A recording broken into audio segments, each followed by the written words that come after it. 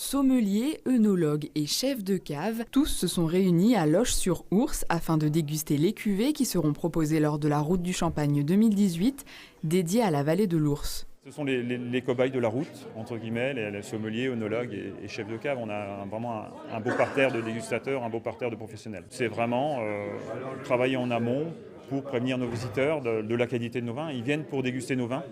Donc le but, c'est vraiment de leur mettre l'eau à la bouche. De Landreville à Noé-les-Malais, en passant par Essois, les 19 caves participantes avaient convié une douzaine de professionnels pour la première fois à l'élaboration de l'événement. À l'occasion de la Route du Champagne 2017, on a proposé un questionnaire à 1500 personnes sur la route, à 1500 visiteurs. Et il ressort parmi les questions qui étaient posées que la dégustation, c'est le premier objectif de visite sur la Route du Champagne. À plus de 70%, les gens viennent pour la dégustation.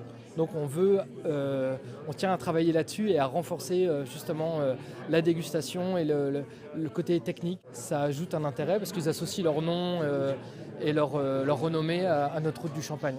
Les dégustateurs ont ainsi rédigé un descriptif pour chaque cuvée. On va faire une description à la fois au niveau de l'aspect, du nez qui est très important en dégustation et de la mise en bouche et de notre ressenti au niveau de la bouche.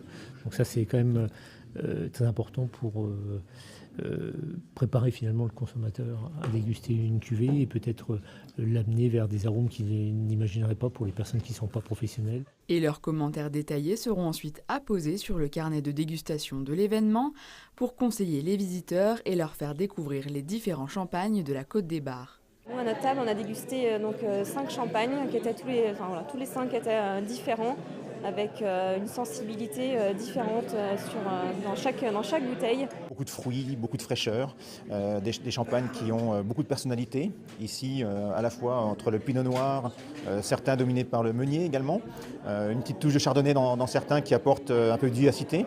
Donc beaucoup de plaisir et surtout des champagnes qui ont du fruit et du croquant, comme on les aime. Toutes ces bouteilles seront de nouveau ouvertes et dégustées les 28 et 29 juillet prochains pour la Route du Champagne en fait.